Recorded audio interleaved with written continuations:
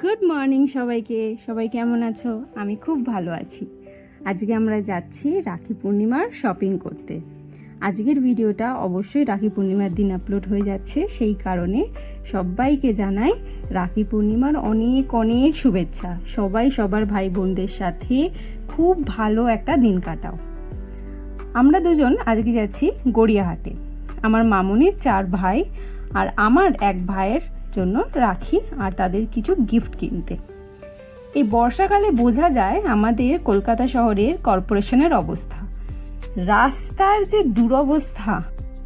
যাই হোক, সেই রাস্তা নিয়ে কাজ চালাতে হবে। পৌঁছেছিলাম আমরা জুডিওতে, কিছু শপিং করেছি।